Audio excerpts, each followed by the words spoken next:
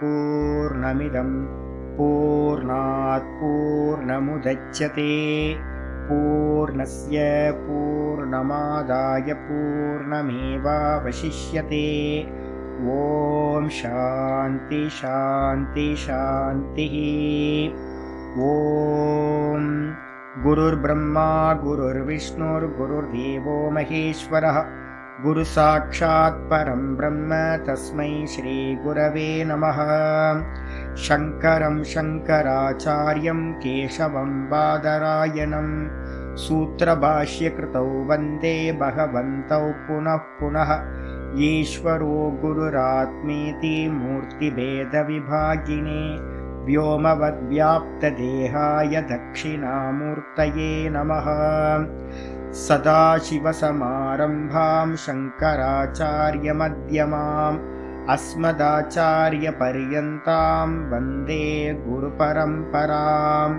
ॐ यो ब्रह्माणं विदधाति पूर्वं यो वै वेदांश्च प्रहिणोति तस्मै तं हदेवमात्मबुद्धिप्रकाशं मुमुक्षुर्वै शरणमहं प्रपद्ये।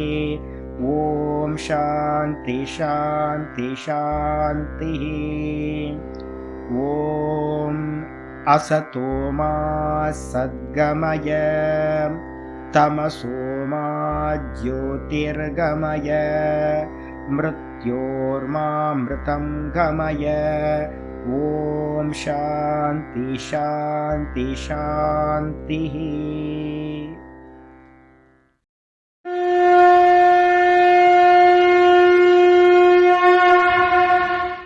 ॐ पार्थाय प्रतिबोधितां भगवता नारायणेन स्वयं व्यासेन ग्रथितां पुराणमुनिना मध्ये महाभारतम् अद्वैतामृतवर्षिणीं भगवतीम् अष्टादशाध्यायिनीम् अम्ब त्वामनुसन्दधामि भगवद्गीते भवद्वेषिणीम्।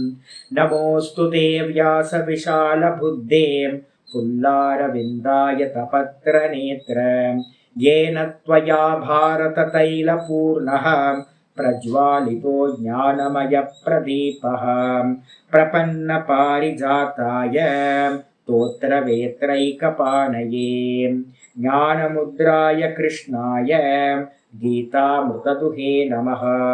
सर्वोपनिषदो गावः दोग्धा गोपालनन्दनः पार्थो वत्ससुधीर्भोक्ता दुग्धं गीतामृतं महत्। वसुदेवसुतं देवं कंसचाणूरमर्दनं देवकी परमानन्दं कृष्णं वन्दे जगद्गुरुम्। भीष्मद्रोणतटां जयद्रथजलां गान्धारनीलोत्पलां शल्यग्राहवती कृपेण वहनी कर्णेन वेलाकुलाम् अश्वत्थामविकर्णघोरमखरां दुर्योधनावर्तिनीं सोत्तीर्णा खलु पाण्डवैरननदीं कैवर्तककेशवः पाराशर्यवचः सरोजममलं गीतार्थगन्धोत्कटं नानाख्यानककेसरं हरिकथा सम्बोधनाभूतितम्। लोके सज्जनषट्पदैरहरः पेपीयमानं मुदा भूयाद्भारतपङ्कजं कलिमलं प्रध्वंसिनः श्रेयसे। मूकं करोति वाचालं पङ्गुं लङ्घयते गिरिं यत्कृपातमहं वन्दे परमानन्दमाधवम्। यं ब्रह्मा वरुणेन्द्ररुद्रमरुतः स्तुन्वन्ति दिव्यैस्तवैः वेदैः साङ्गपदक्रमोपनिषदैः गायन्ति यं सामगाः ध्यानावस्थिततद्गतेन मनसा पश्यन्ति यं योगिनः यस्यान्तं न विदुः सुरासुरगणाः। देवाय तस्मै नमः देवाय तस्मै नमः। ॐ श्रीकृष्णाय परमात्मने नमः। श्रीकृष्ण कृष्ण कृष्ण। ஓம் நாராயண பரோ வியக்தாத் அண்டமவ்யக்த சம்பவம் அண்டஸ்யாந்தஸ்தினி லோகாஹ சப்தத்வீபாச்ச மேதினி. ஓம். எல்லாருக்கும் நமஸ்காரம். நம்ம பார்த்துட்டு இருக்கிறது பகவத்கீதையில தாத்பரிய நிர்ணயம் பார்த்துட்டு இருக்கோம். 6 சாப்டருக்கானது. இதுல நேற்று பார்த்தீங்கன்னா 4வது சாப்டரோட விஷயங்கள் பார்த்து முடிச்சிருக்கோம். இன்னைக்கு 5வது சாப்டருக்கு ஆச்சாரியர் என்ன பண்ணியிருக்க, ஒரு பாஷ்யம் பண்ணியிருக்க. இந்த அவதாரிக்கா பாஷ்யம் தான் பார்த்தீங்கன்னா சித்தாந்தத்தை சொல்றது. அதுக்காக தான் நம்ம அதை படிச்சுக்கிட்டு இருக்கோம். இந்த சித்தாந்தத்தை பண்றதுக்காக என்ன வேணும், முதல்ல ஸ்லோகங்கள் பார்த்தீங்கன்னா எல்லாமே அதுக்கு மேலதான் இருக்கு. சித்தாந்தத்துக்கு மேலதான் ஸ்லோகங்கள் எழுதப்பட்டிருக்கு. சித்தாந்தத்தை படிச்சதுக்கு பிறகு நம்ம ஸ்லோகங்களை வகைப்படுத்துறோம், அதை கிளாசிஃபை பண்ணி படிக்கிறோம் அப்படின்னா ரொம்ப ஈஸியா இருக்கும். அதுக்காக தான் ஒவ்வொரு அத்தியாயத்துக்கு முன்னாடியும் அவர் ஒரு இன்ட்ரோடக்ஷன் பாஷ்யம் ஆச்சாரியார் பண்ணுவார். இந்த 5வது சாப்டர் ஆரம்பிக்கிறதுக்கு முன்னாடி 4வது சாப்டர்ல நம்ம என்ன பார்த்துருக்கோம் அப்படின்னு கேட்டிங்கன்னா 4:18 தான் பார்த்தீங்கன்னா முக்கியமான ஸ்லோகம். ஞானம் அப்படின்னா அதுதான். கர்மண்ய கர்மய பஷ்யேத் அகர்மணிச்ச கர்மயா ச புத்திமான் மனுஷ்யேசு சயுக்த கிருத்ஸ்ன கர்ம கிருத்து அப்படின்னு ஒரு ஸ்லோகம் பார்த்தோம். எவன் பார்த்தீங்கன்னா கர்மத்தில் அகர்மத்தை பார்க்கிறானோ, அகர்மத்தில் கர்மத்தை பார்க்கிறானோ, இந்த ரெண்டுமே பார்த்தீங்க அப்படின்னா எப்படி பார்க்கறது அப்படின்னா அதுக்கு ரொம்ப முக்கியமானதாக சொல்லியிருந்தோம். இந்த ஆத்மா பார்த்தீங்க அப்படின்னா எந்த ஒரு காரியமும் பண்ணாது, நிஷ்கிரிய ஸ்வரூபம்னு பேர்.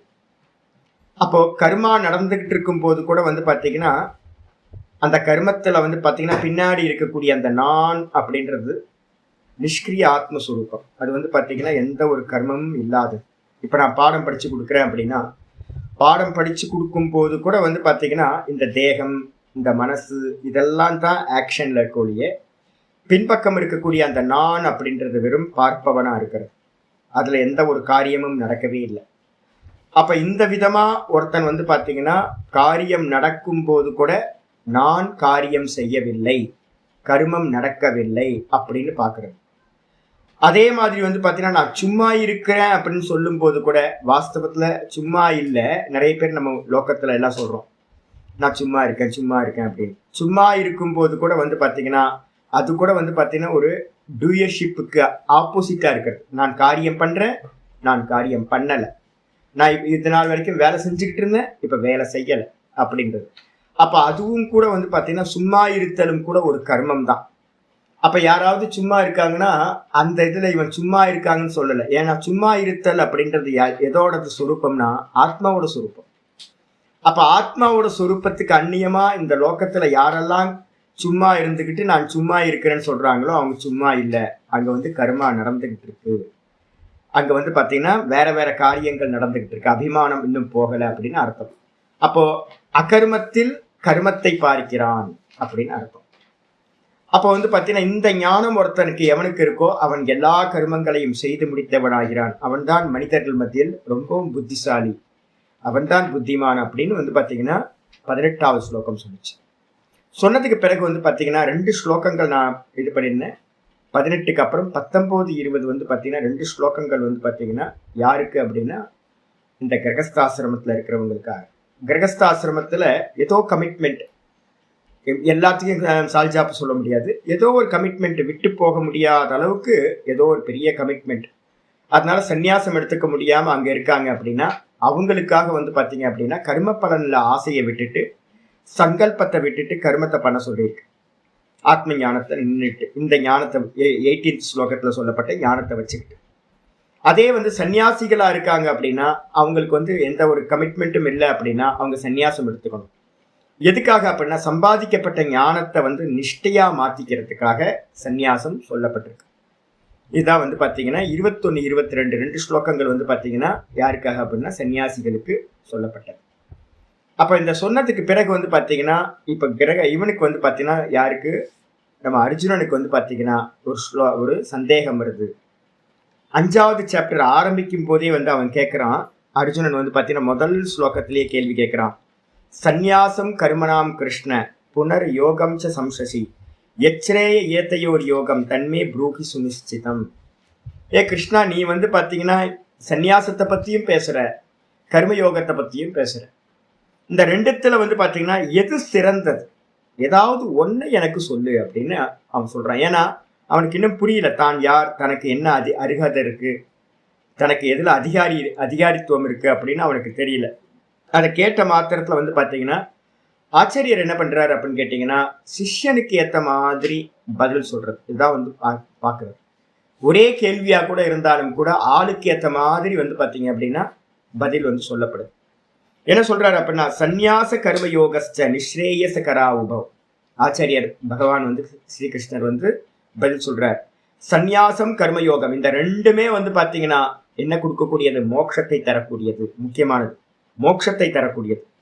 தயோஸ்து, ஆனா வந்து பாத்தீங்கன்னா தயோஸ்து கர்ம சந்நியாசா, கர்ம சந்நியாசத்தை காட்டிலும் வந்து பாத்தீங்கன்னா கர்மயோகோ விசிஷ்யதே. கர்மத்தை விட்டுட்டு சந்நியாசம் பண்ணிக்கிறத காட்டிலும் கர்மயோகம் வந்து பாத்தீங்கன்னா ரொம்ப பெஸ்ட்டுப்பா அப்படின்னு வந்து பாத்தீங்கன்னா அந்த இடத்துல சொல்ற. இதுக்காக தான் வந்து பாத்தீங்கன்னா இந்த 2 ஸ்லோகங்களை பேஸ் பண்ணி தான் வந்து பாத்தீங்கன்னா ஆச்சாரியர் என்ன பண்றார், 5வது அத்தியாயத்தோட முதல் பாஷ்யம் ஃபுல்லா அதை பத்தி இருக்கு.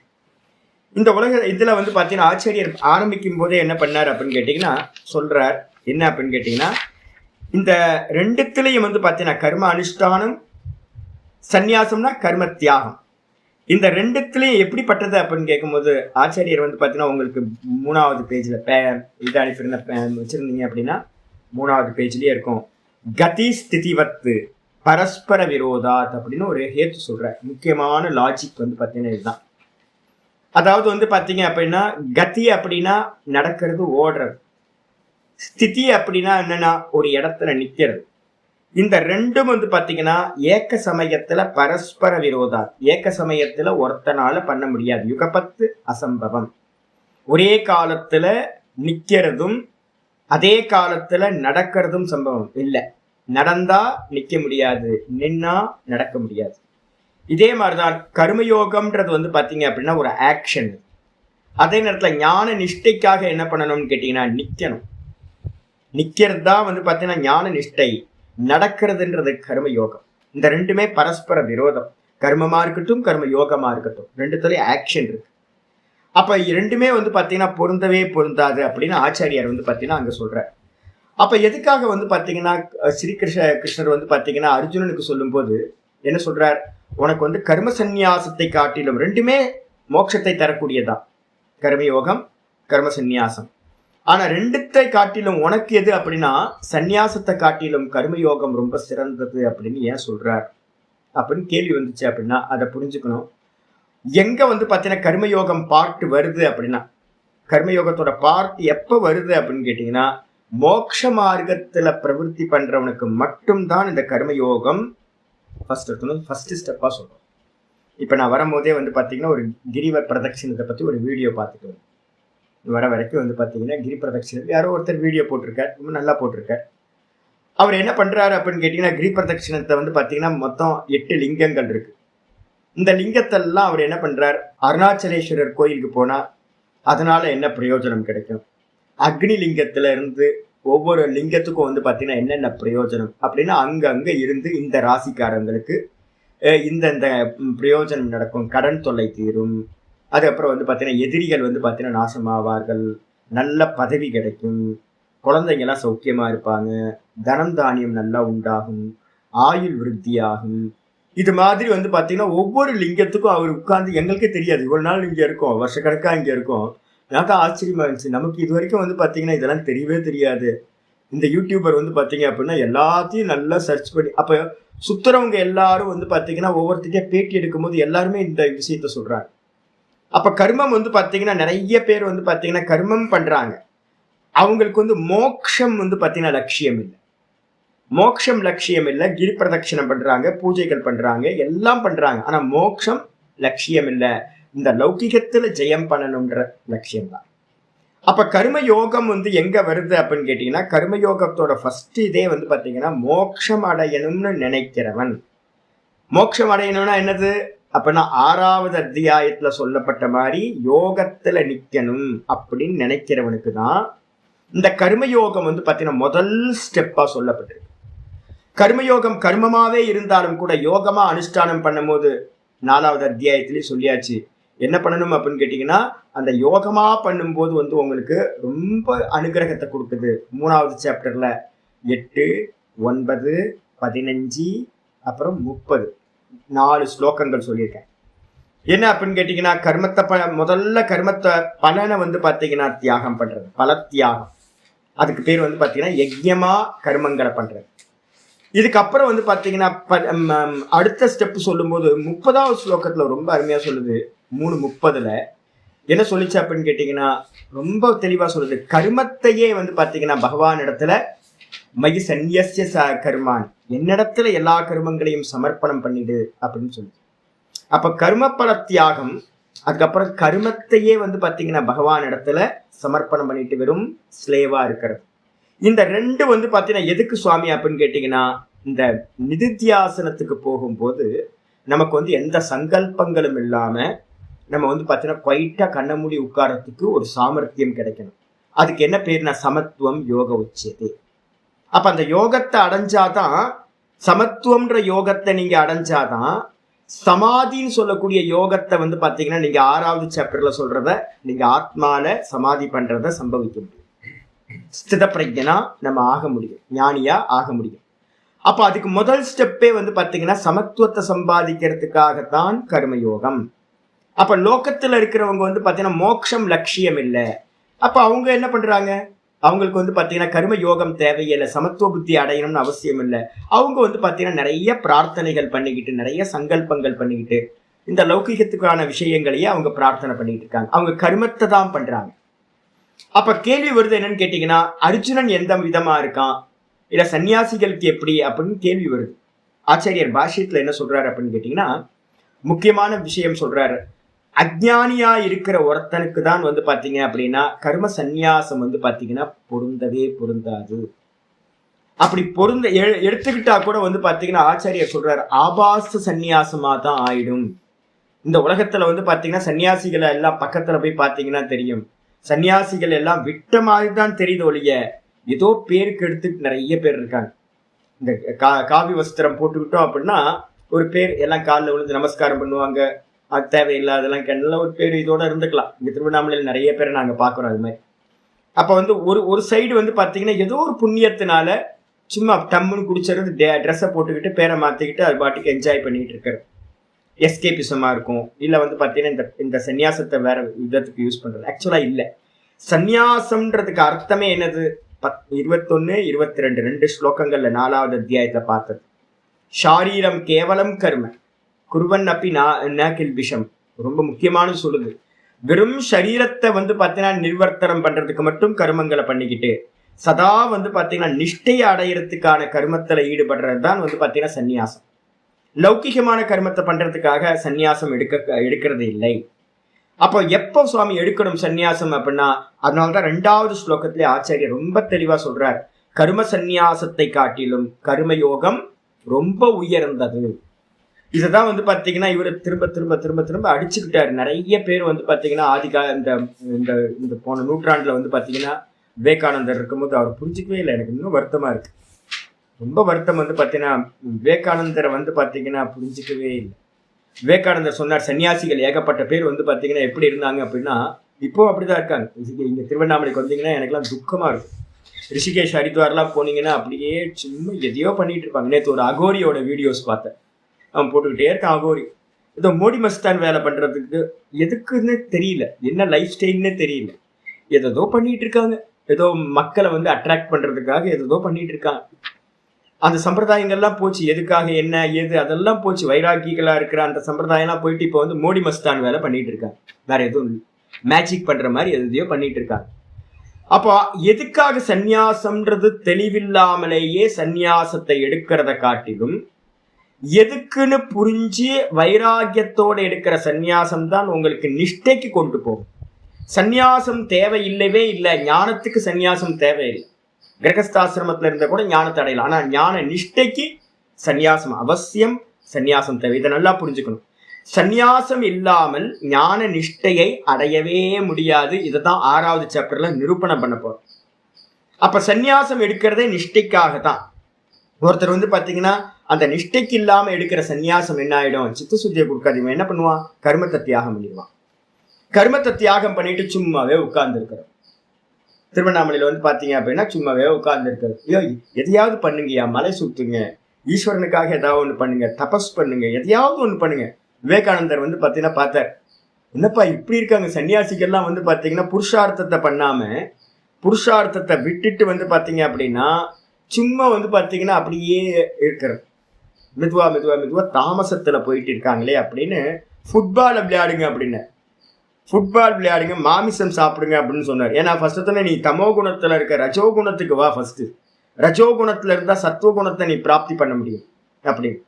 ஏன் அப்படி சொல்ல வேண்டியிருக்கு அப்படின்னு கேட்டீங்கன்னா, கிருஷ்ணரோட வாக்கியம் இது. அர்ஜுனனை பார்த்து சொல்றார், கிருஷ்ணருக்கு நல்லா தெரியும் ஞான நிஷ்டைக்கு சாதனம் இது சன்னியாசம். இவனை வந்து பாத்தீங்கன்னா போப்பா நீ போய் சன்னியாசம் எடுத்துக்கோ அப்படின்னு சொல்லலாம். ஆனா கிருஷ்ணர் அந்த இதை சொல்லவே இல்லை. ஏன்னு கேட்டீங்கன்னா, இவன் சன்னியாசம் எடுத்தாலும் கூட எப்படி இருப்பான், ஆபாச சன்னியாசியா தான் இருப்பான், பொய்யான பாக்கண்டியா தான் இவனால இருக்க முடியும் இல்லையா. ஏன்னா உள்ளுக்குள்ளார வந்து பாத்தீங்கன்னா இன்னும் வைராக்கியம் பூர்த்தி ஆகல, சமத்துவத்தை இவன் அடையல. அப்ப வைராக்கியத்தையும் விவேக வைராக்கியத்தையும் சமத்துவத்தையும் அடையறதுக்கு எது சாதனம் அப்படின்னா கர்மயோகம் தான் முக்கியமான சாதனம். அப்ப அதனால வந்து பாத்தீங்கன்னா ஆளுக்கு ஏத்த மாதிரி பிரிஸ்கிரைப் பண்றது. இதே நேரத்துல ஒருத்தருக்கு வைராக்கியம் வந்திருக்கு, நல்ல ஞானத்தை வந்து சாஸ்திர ஞானத்தை நல்லா அடைஞ்சிருக்கார், நல்லா வந்து பாத்தீங்கன்னா சாஸ்திர ஞானத்தை அடைஞ்சாரு அப்படின்னா அவருக்கு என்ன சொல்லுவாங்க அப்படின்னு கேட்டீங்கன்னா, போய் வந்து பாத்தீங்கன்னா பேசாம உட்கார், அதான் படிச்சுட்டு இல்லை, இந்த உலகம் மித்தியா, இது பொய்ன்னு தெரிஞ்சு போச்சு, இந்த ஆத்மா நிர்வீகாரம்னு தெரிஞ்சு போச்சு அப்படின்னா எதுக்காக இந்த லோக்கத்துல போய் கர்மம் பண்ணிட்டு இருக்கேன், நான் கர்மயோகம் பண்றேன், ஸ்கூல் கட்டுறேன், ஆசிரமம் கட்டுறேன், அதெல்லாம் பண்றேன், இதுக்கும் ஆத்ம ஞான நிஷ்டைக்கும் என்ன சம்பந்தம்? ஏன்னா கர்மா பண்ணினீங்க அப்படின்னா என்ன ஆகும், ஸ்திதி கதி ரெண்டுத்துக்கு ஆப்போசிட். நிக்கிறது நடக்கிறது எப்படி விரோதமோ அதே மாதிரி எந்த கர்மா பண்ணினாலும் அது பிரவருத்தி தான். நான் தான் சொல்றேன்ல, கர்மயோகமும் கூட பிரவருத்தி தான், ஏன்னா ஆக்ஷன் இருக்கு அங்கேயும். அதனால வந்து பாத்தீங்கன்னா நிக்கிறதுன்றது வந்து பாத்தீங்க அப்படின்னா எல்லா கர்மங்களையும் சர்வ கர்ம சந்நியாசம் அப்படின்னு அதுக்காக தான் சொல்லப்பட்டிருக்கு. சர்வ கர்ம சந்நியாசம்னு வார்த்தையும் வந்து பாத்தீங்கன்னா சொல்லப்பட்டிருக்கு. ஆச்சாரியர் பாஷ்யத்தை திரும்ப திரும்ப சொல்றார், சர்வ கர்ம சந்நியாசம். அதுல வந்து பாத்தீங்கன்னா ஸ்மார்த்த கர்மமும் வந்துடும், அதே நேரத்துல வைதிக கர்மம் ஸ்ரௌத்த கர்மமும் வந்துடும்.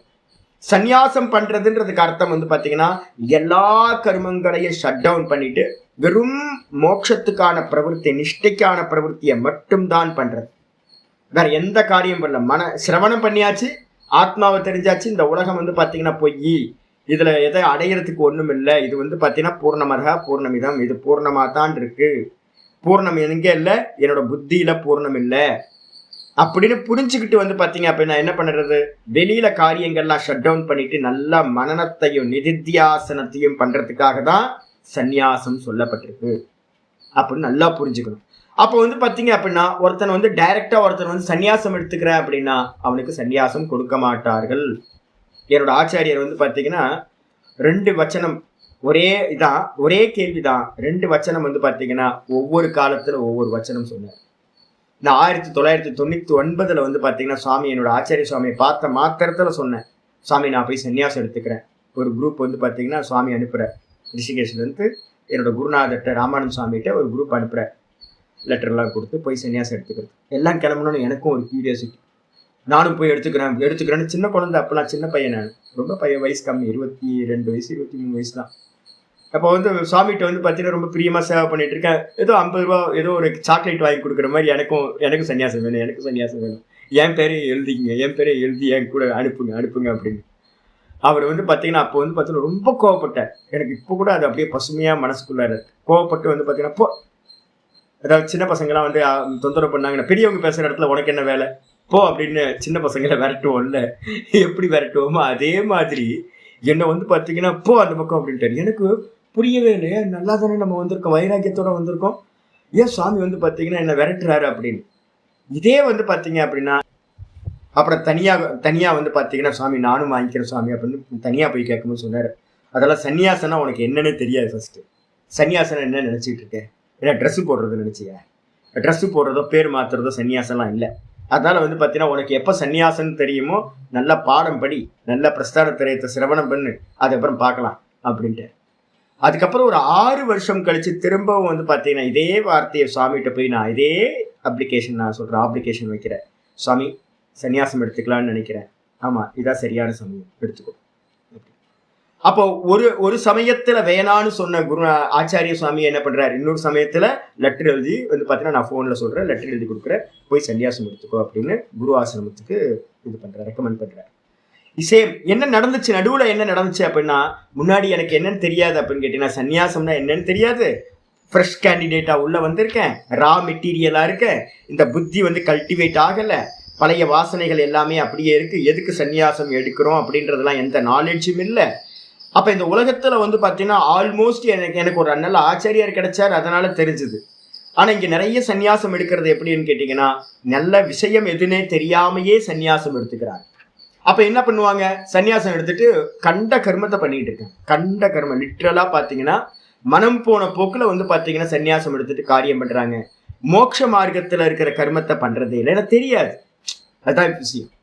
அப்ப வந்து எப்ப வந்து பாத்தீங்கன்னா ஒருத்தருக்கு தெரியுதோ, எப்ப தெரியும் சுவாமி அப்படின்னு கேட்டா, ஒரு குருநாதர்கிட்ட இருந்து பாடம் படிக்கணும். இப்ப கிருஷ்ணர் அதான் பண்ணிட்டு இருக்காரு.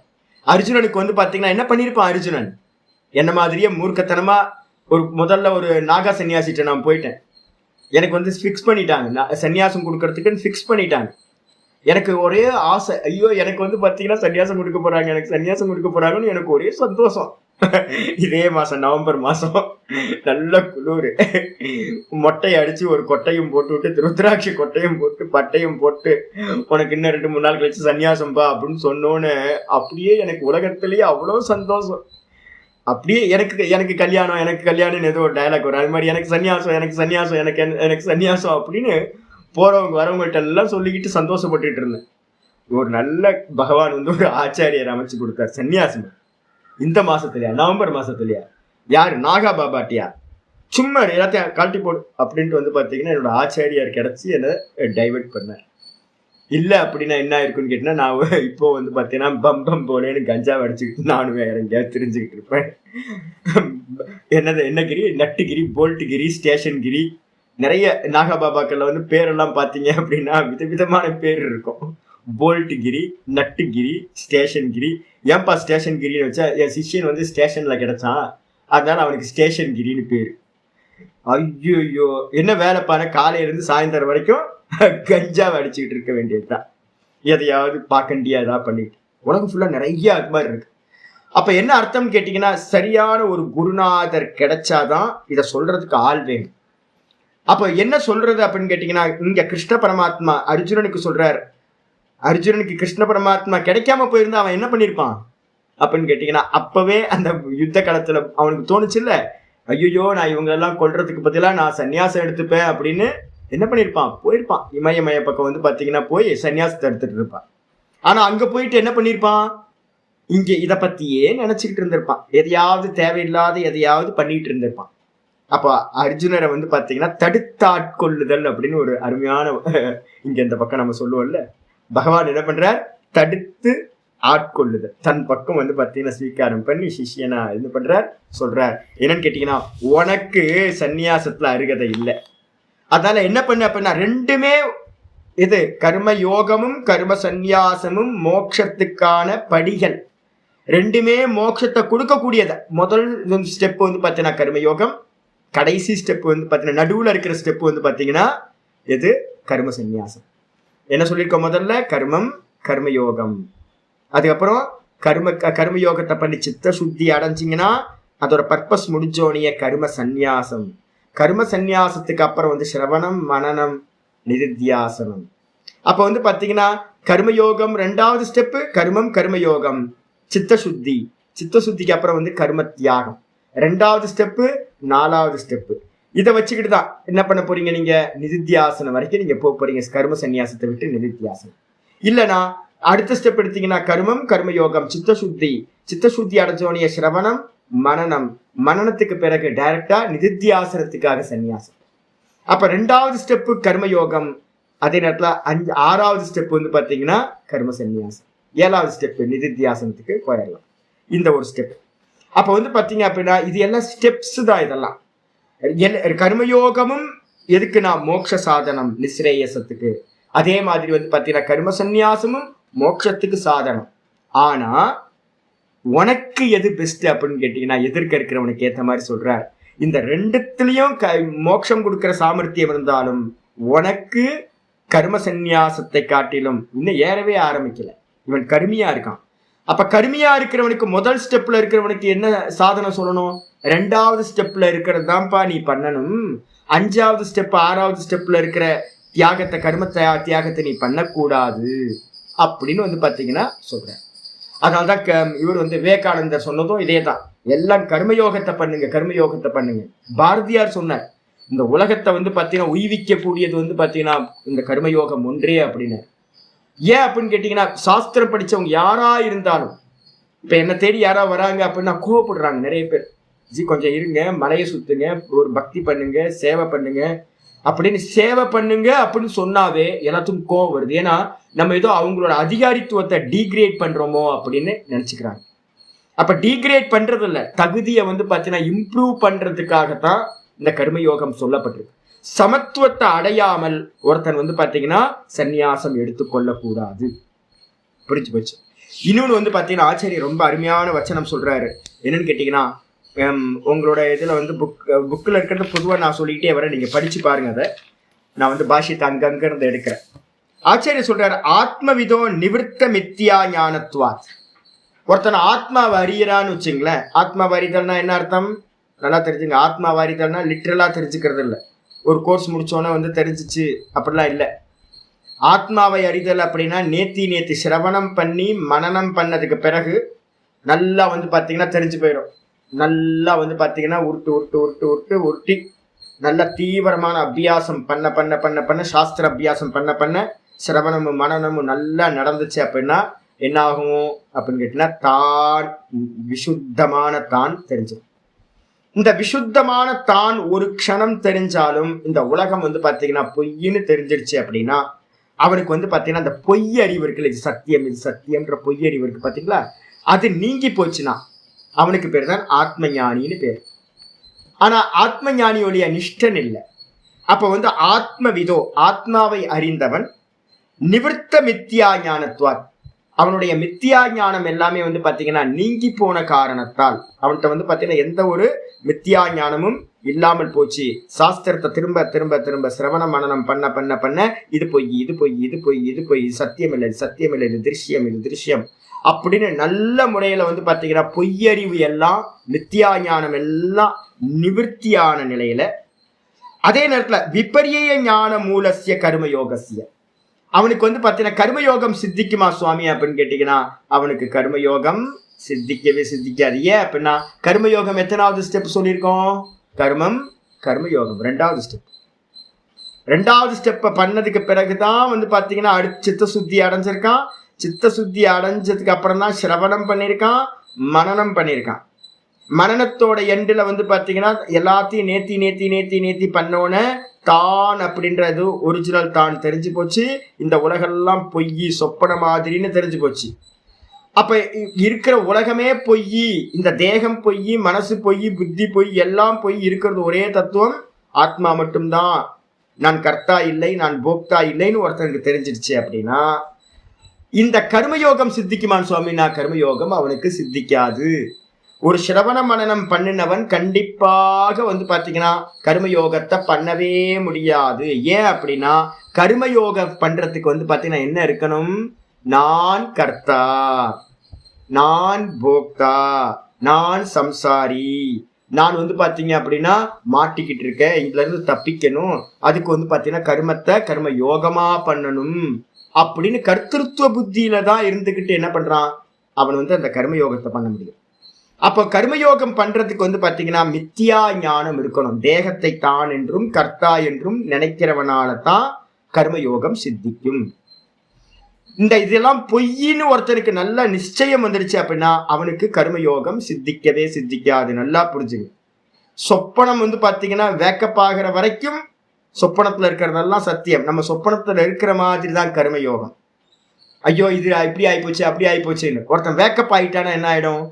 கனவு மாதிரி எல்லாம் பொய் அப்படின்னு. அப்ப ஞானத்துக்கும் ஞானம் இல்லாத அஜ்ஞானத்துக்கும் இதான் வித்தியாசம். ஒருத்தன் கனவுல இருக்கான், அவனுக்கு எல்லாம் சத்தியமா இருக்கு.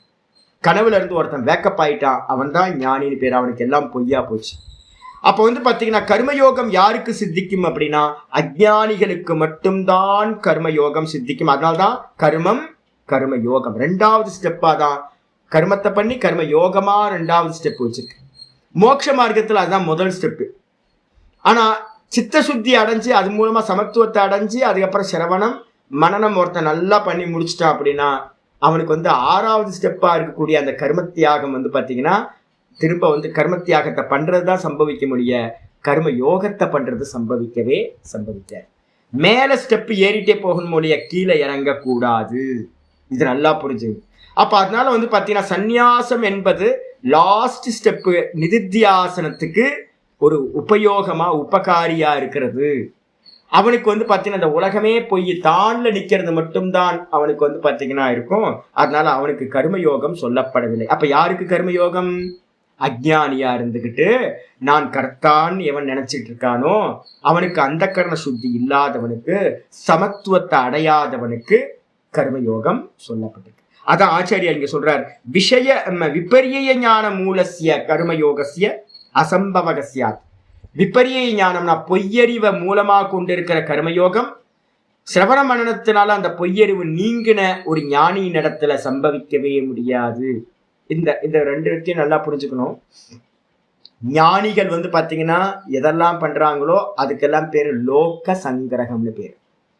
ஞானிகள் பண்ணக்கூடிய தன்னோட பிரயோஜனம் எதுவுமே இல்லை. சித்த சுத்தி தேவையில்லை, சித்தமே பொய், அதுல என்ன சுத்தி தேவைப்படுது? நான் அகர்த்தா, நான் அபோக்தா, நான் கர்த்தாவும் இல்லை போக்தாவும் இல்லை, நான் பிரம்மஸ்வரூபமா இருக்கேன் அப்படின்ட்டு பாத்தீங்கன்னா ஒருத்தர் அந்த எண்ணத்துல இருந்து இந்த உலகத்துக்கு எதெல்லாம் பண்றாரோ ஞானத்திலிருந்து பண்ணக்கூடிய அந்த கர்மங்கள் எல்லாம் லோக சங்கிரகம் அப்படின்னு பேர். உலகத்தோட நன்மைக்காக பண்றது.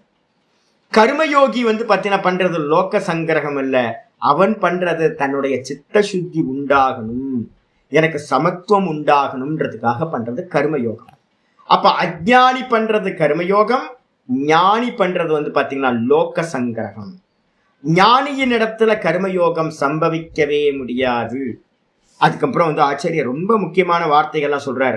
ஜென்மாதி சர்வ விக்ரியா ரஹிதத்வேன ஒரு அருமையான வச்சனங்கள் சொல்றார். அதாவது இந்த தேகம் பாத்தீங்கன்னா எப்படிப்பட்டது அப்படின்னா மித்யா ஞானம் எப்படி அப்படின்னா ஜென்மாதி விக்ரியா ரஹிதத்வேன நிஷ்கிரியம் ஆத்மானம். 8வது பேஜ்ல இருக்கு. பாஷ்யத்தை யாராவது வச்சிருந்தீங்கன்னா 8வது பேஜ் பார்க்கலாம், உங்களோட PDF அனுப்புனது. ஜென்மாதி சர்வ விக்ரியா ரஹிதத்வேன நிஷ்கிரியம் ஆத்மானம் ஆத்மத்வேன யோ வேதி. ஞானினா யார் தெரியுங்களா? இந்த தேகம். இந்த தேகத்துக்கு தானே 6 விகாரங்கள் சொல்றோம். அம்மா வயிற்றுல இருக்கிறது, பிறக்கிறது, வளர்றது, அதுக்கப்புறம் பரிணாமத்தை அடையிறது, தேஞ்சி போறது, ஒரு நாள் தும்முன்னு செத்து போறது. இதெல்லாம் என்னது? தேகம். இந்த 6 விதமான பாவ விகாரங்களை உடையது இந்த தேகம். இந்த தேகம் பாத்தீங்க அப்படின்னா நான் இல்லை அப்படின்னு ஜென்மாதி விக்ரியா ரஹிதத்வேன, இது எதுவுமே எனக்கு இல்லை, இது எல்லாம் தேகத்துல சம்பவிக்கிறது. நான் நிஷ்கிரியமான ஆத்மா, கிரியைகள் இல்லாத ஆத்மஸ்வரூபமா நான் இருக்கேன் அப்படின்னு எவன் ஆத்மாவா தன்னை பாத்தீங்கன்னா அறிகின்றானோ அப்படிப்பட்ட ஆத்ம ஞானிக்கு யஸ்ய ஆத்ம விதக சம்யக்கு தரிசனேன அவனுக்கு என்ன ஆயிடுச்சு? குருநாதர் மூலமா நல்ல சம்யக்கு தரிசனம் உண்டாயிடுச்சு. சமயக்கு தரிசனம்னு என்ன அர்த்தம்? இருக்கிறது எல்லாம் பொய், தேகத்துல இருந்து எல்லாம் பொய், இருக்கிறது நான் மாத்திரம் சத்தியம் அப்படின்னு பாத்தீங்கன்னா ஒருத்தனுக்கு சமயக்கு தரிசனம் நல்ல பார்வை உண்டாயிடுச்சுன்னா அபாஸ்த மித்யா ஞானசிய அவனுக்கு பாத்தீங்கன்னா எல்லா மித்யா ஞானங்களும் பொய்யறிவும் நீங்கி போச்சு. உலகமே சத்தியம் இல்லை, இந்த உலகம் பூர்ணமா இருக்கு. இதான் ஞானம். பூர்ணமத பூர்ணமிதம் டெய்லி படிக்கிறோம் பாத்தீங்களா? இதை எதுக்காக அப்படின்னு கேட்டீங்கன்னா ஆரம்பிக்கும் போது முடிவுலம் படிக்கிறது இருக்கிறது பூர்ணம் மட்டும்தான் இருக்கு. நானும் பூர்ணமா தான் இருக்கேன், இந்த உலகமும் பூர்ணமா தான் இருக்கு, எல்லாம் பூர்ணமா தான் இருக்கு, இங்க எதுவுமே குறை இல்லை. ஆனா கர்மயோகத்துக்கு என்ன வேணும்? நான் குறையா இருக்கேன், என்னை ஃபுல்ஃபில் பண்ணணும், அந்த கர்ணம் ரொம்ப ஸ்பாயிலா இருக்கு, அந்த கர்ணம் சுத்தி பண்ணணும் அப்படின்ற எண்ணம் இருந்தா தான் கர்மயோகமே பண்ண முடியும். அப்ப பாத்தீங்கன்னா ரெண்டுத்துக்கும் ஆப்போசிட்டா இருக்கு. அபாஸ்த மித்யா ஞானசிய நிஷ்கிரிய ஆத்மஸ்வரூப அவஸ்தான லட்சணம். அப்ப என்ன பண்றான்? ஞானத்தை அடைஞ்சவன் என்ன பண்றான் தெரியுங்களா? முக்கியமான விஷயம் சொல்லியிருக்கேன். நிஷ்கிரிய ஆத்மஸ்வரூப அவஸ்தான லட்சணம். நிஷ்கிரியம்னு என்ன அர்த்தம்? வெறும் கர்மங்கள் இல்லாத, வெறும் அகமகம்னு சொல்லக்கூடிய வெறும் கான்சியஸ்னஸ்ல நிஷ்கிரிய ஆத்மஸ்வரூபத்துல அவஸ்தான லட்சணம்னா எஸ்டாப்ளிஷ் ஆகிற லட்சணம், தான் தான் தான்னு தான்ல நிக்கிற லட்சணத்தை உடைய, அதுக்கு பேர் என்ன பண்ணியிருக்கோம், நிஷ்டைன்னு பேர். அந்த நிஷ்டைய சம்பாதிக்கிறதுக்காக தான் சர்வ கர்ம சந்நியாசம் உக்துவா. அப்ப ரொம்ப தெளிவா பாஷ்யக்காரர் சொல்றார், சர்வ கர்ம சந்நியாசம் எப்ப தேவைப்படுது, நிஷ்டைக்காகத்தான் பகவான் சொல்லி இருக்கார்.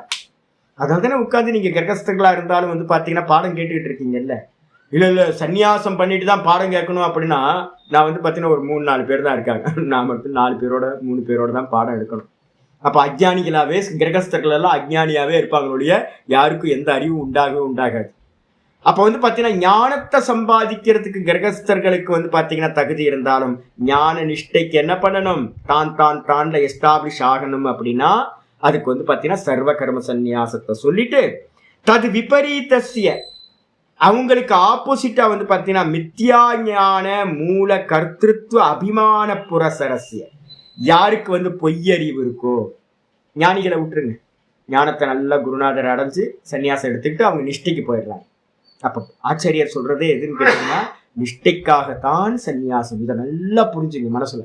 ஏன்னா வெளியில வந்து பாத்தீங்கன்னா தப்பா நிறைய ஏகப்பட்ட சன்னியாசிகள் ஆயாச்சு, ஏதோ பண்ணிட்டு இருக்காங்க, நிறைய காரியம் பண்ணிட்டு இருக்காங்க. சன்னியாசம் பண்ணிட்டு அதெல்லாம் பண்ணவே கூடாது, தப்பு, எல்லாமே பாக்கண்டி ஆயிடுவாங்க.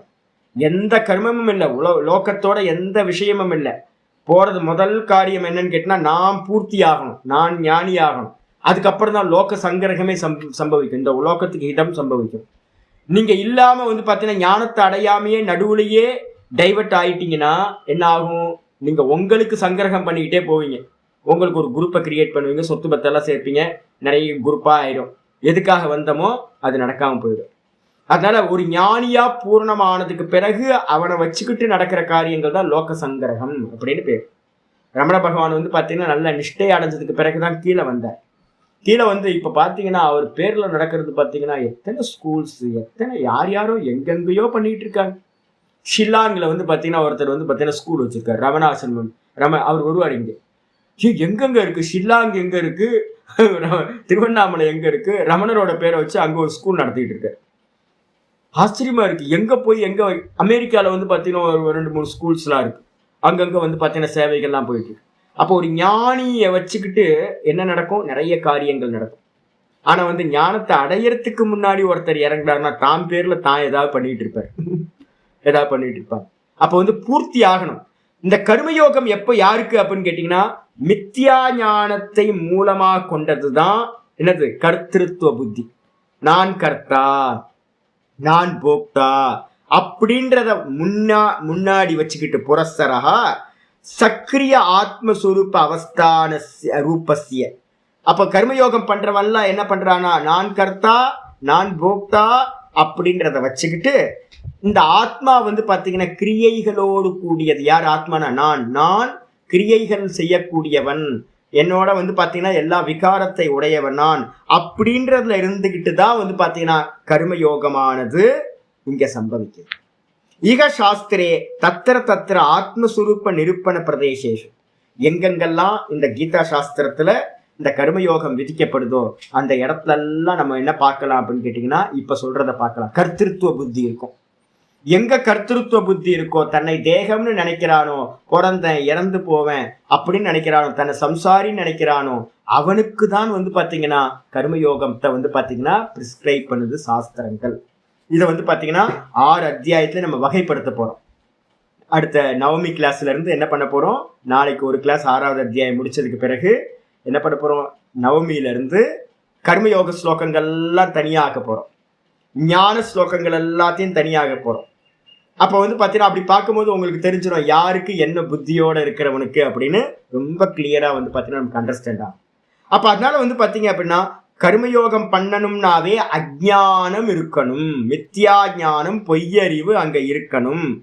அதனால வந்து பாத்தீங்க அப்படின்னா கர்மயோக இக சாஸ்திரே தத்திர ஆத்மஸ்வரூப நிரூபண பிரதேசம், எங்கெல்லாம் ஆத்மஸ்வரூபத்தை நிரூபிக்கிறோமோ அங்கெல்லாம் சம்யக் ஞான நிமித்த மித்யா ஞானா தத்து காரிய விரோதாத்.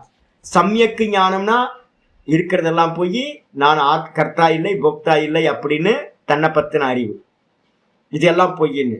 மித்தியா ஞானம்னு என்னத்தோம்? தான் கர்த்தா தான் போக்தா, இந்த உலகம் சத்தியம், நான் மாட்டிக்கிட்டு இருக்க சம்சாரியா அப்படின்ற ஞானம் மித்தியா ஞானம்.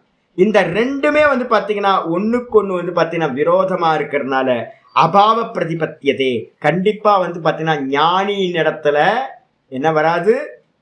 கர்மயோகம் சித்திக்காது. அப்ப ஞானிக்கு வந்து பாத்தீங்கன்னா கர்மயோகம் இல்லை. அதனால வந்து பாத்தீங்கன்னா யாரு வந்து பாத்தீங்கன்னா ஆத்மவிதோ நிவிருத்த மித்யா ஞானசிய விபரிய அஜ்ஞான மூல கர்மயோகோ ந சம்பவதி இதி யுக்தம் உக்தம் சியாத்.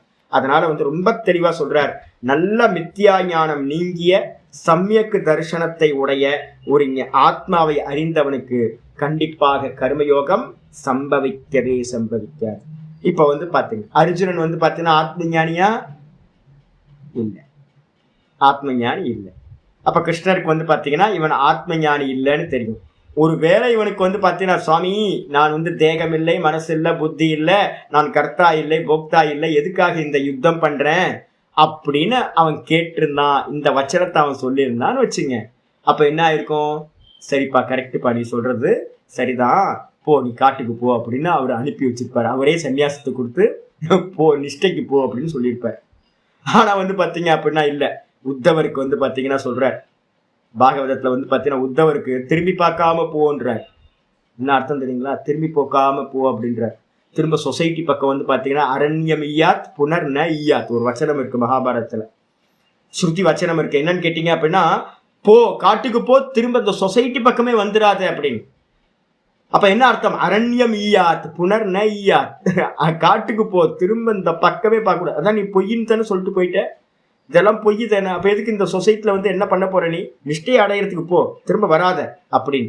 அப்ப இவரே சொல்லியிருப்பார், கிருஷ்ணரே சொல்லியிருப்பார், திரும்ப வராது போ, அப்படியே போயிடு, இந்த யுத்தம் என்ன ஆனாலும் வெறும் திருஷ்யம் தான், எது நடந்தாலும் சொப்பனம் தானே, சொப்பனமாவே இருந்துட்டு போட்டோம், நீ கிளம்பிடு அப்படின்னு இருப்பார். ஆனா இவனுக்கு என்ன இருக்கு? மோகம் இருக்கு. தன்னோட தாத்தா, தன்னோட குருநாதர், தன்னோட கசின் பிரதர்ஸ் எல்லாத்தையும் எதிர்த்து சண்டை போடணுமே, எல்லாருமே செத்து போயிடுவாங்களே அப்படின்னு ஒரு மோகம் இருக்கு. அப்ப என்ன அர்த்தம்? இவனுக்கு வந்து பாத்தீங்கன்னா மோகம் போகல.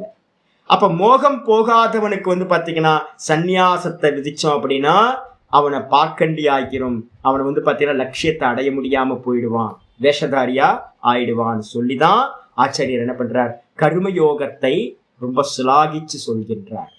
இதையும் சொசைட்டில தப்பா எடுத்துக்கிறாங்க.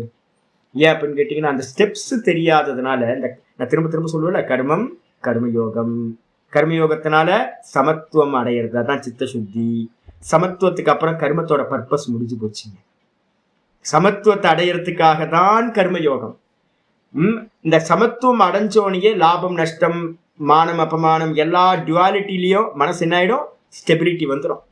அந்த ஸ்டேபிள் வந்துடுச்சுனாவே மனசுக்கு கர்மத்துல இருந்து அதுக்கப்புறம் ஒரு மண்ணாங்கட்டியும் கர்மயோகத்துல இருந்து வேற திரும்ப திரும்ப பண்ணா மோட்சமா கிடைக்க போகுது. கர்மயோகம் மோட்சத்தை கொடுக்குற சாமர்த்தியம் கர்மயோகத்துக்கு இல்லை. ஆனா இந்த ஒரு ஸ்லோகம் இருக்கு பாத்தீங்களா, 5ல் 2வது ஸ்லோகத்தை, இந்த லோகத்துல வந்து பாத்தீங்கன்னா கர்மயோகத்தை சொல்லி நிறைய இன்ஸ்டிடியூஷன் நடத்திட்டு இருக்கவங்க எல்லாரும் இந்த ஸ்லோகத்தை சொல்லிக்கிட்டு 80-90 சாகர வரைக்கும் வந்து பாத்தீங்கன்னா கர்மயோகத்தையே பண்ணிட்டு இருக்காங்க. இல்லப்பா, சித்த சுத்தி அடையிற வரைக்கும் தான் கர்மயோகம், அதோட லிமிடேஷன் அதுதான். அதுக்கப்புறம் வந்து பாத்தீங்கன்னா சமத்துவத்தை அடைஞ்சோன்னு சிரவணத்துக்கு வந்துடணும், மன்னத்துக்கு வந்துடணும். கிளியரா வந்து பாத்தீங்கன்னா ராமகிருஷ்ண மடத்துல வந்து பாத்தீங்கன்னா ஒரு 10 வருஷத்துக்கு பிரம்மச்சாரியாரு அப்படின்னு சொல்லுவாங்க. அதுக்கப்புறம் கோர்ஸுக்கு போ, படி, அந்த கோர்ஸ்ல வந்து பாத்தீங்கன்னா நல்லா படிச்சுட்டு திரும்ப வந்து இது பண்ணு, இதான் வந்து பாத்தீங்கன்னா சொல்ல வச்சிருக்குது. ஆதி காலத்துல இருந்து இப்படிதான் வச்சிருக்கு. வந்து பாத்தீங்கன்னா சேவையை பண்ணு, நல்லா சேவை பண்ணு, கர்மயோகத்தை பண்ணு, நல்லா சித்த சுத்தி கிடைக்கட்டும், அதுக்கப்புறம் வந்து பாத்தீங்கன்னா கர்மத்தை தியாகம் பண்ணிட்டு சன்னியாசம் எடுத்துக்கிட்டு சாமி, இதான் வந்து பாத்தீங்கன்னா பேட்டர்ன். ஆனா வந்து பாத்தீங்கன்னா என்ன எதுக்குன்னு தெரியாமையே நிறைய 80-90 வயசு வரைக்கும் கர்மயோகத்தையே பண்ணிட்டு இருந்தா அப்புறம் வந்து ஞானத்துக்கு எப்ப போறது, எப்போ வந்து பாத்தீங்கன்னா மித்தியா ஞானம் நமக்கு நிவர்த்தி ஆகும், சிரவண மனனம் எப்ப பண்றது அப்படின்னு இருக்கு. அதனால சந்நியாசம் பண்ணிக்கிட்டு கர்மயோகம் இல்லை, மனசு நல்லா புரிஞ்சுங்க. சந்நியாசம் பண்ணிக்கிட்டு கர்மயோகம் இல்லை, சந்நியாசம் பண்ணிக்கிட்டு ஞான நிஷ்டைக்கு போறதுதான் வேலை. சரண்யஸ்ய சிரவணம் குறியாது. சந்நியாசம் பண்ணிக்கிட்டு சிரவணம் பண்ணு, அப்புறம் மனனத்தை பண்ணு, அதுக்கப்புறம் திரும்ப இன்னொரு பேட்டர்ன்ல சொன்னீங்கன்னா சிரவணம் மனனம் பண்ணிட்டு சந்நியாசம் எடுத்துக்கிட்டு நிதித்தியாசனத்துக்கு போ. வித்வத் சந்நியாசம், விவிதிஷா சந்நியாசம், இந்த 2 தான் சந்நியாசம். அப்ப மற்றவங்க எல்லாரும் என்ன பண்ணணும்னு கேட்டீங்கன்னா நம்மளை ஆத்மாவை அறியறதுக்கு வரைக்கும் கர்மயோகத்தை விடாம பண்ணிக்கிட்டே இருக்கணும். இப்போ உங்களுக்கெல்லாம் நான் என்ன சொல்லுவேன் அப்படின்னு கேட்டீங்கன்னா, என்னது? கர்மண்யேவாதிகாரஸ்தே மா ஃபலேஷு கதாச்சன. திரும்ப திரும்ப திரும்ப உங்களுக்கு சொல்ற ஒரே வச்சனம் என்னன்னு கேட்டீங்கன்னா, கர்மத்துல உங்களுக்கு அதிகாரம் இருக்கு, இந்த தேகாத்ம பாவம் இருக்கு. என்னுடைய குழந்தைங்க, பேர குழந்தைங்க, என்னோட சொசைட்டி, இதெல்லாத்தையும் சத்தியத்துவம் கொடுத்துக்கிட்டு இருக்கோம் அப்படின்னா நமக்கு எதுல ரைட்ஸ் இருக்கு? இன்னும் மோகம் போகல. மோகம் போகல அப்படின்னா கர்மன் ஏவாதிகாரஸ்தே, கர்மத்துல மட்டும்தான் எனக்கு அதிகாரம். அந்த கர்மத்துல அதிகாரம் இருக்கிறதுனால நான் என்ன பண்ணணும் அப்படின்னா, மா பலேஷு கதாச்சன, கர்மயோகத்தை பண்ணுங்க, கர்மத்தை பண்ணுங்க, பலன்ல ஆசைப்படாதீங்க. ஏன் சுவாமி அப்படின்னு கேட்டீங்கன்னா, கர்மத்துல பலன்ல ஆசைப்பட்டீங்கன்னா என்ன ஆயிரும்? கர்மன் ஏவாதிகாரஸ்தே மா பலேஷு கதாச்சன மா கர்ம பலஹேத்துர்பூஹு, நீ கர்ம பலனுக்கு காரணமாக ஆகிவிடாதே. கர்ம பலன் என்னது அப்படின்னு கேட்டா ஜென்மம்.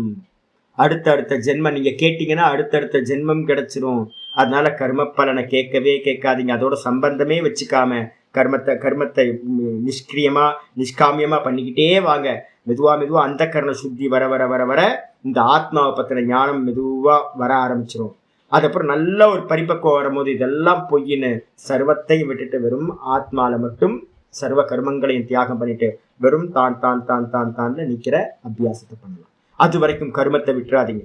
கர்மயோகம்தான் உங்களுக்கு பாத்தீங்கன்னா ரொம்ப மேன்மையை கொடுக்கக்கூடியது. இதை புரிஞ்சுக்கணும், அர்ஜுனனுக்கு சொல்றது.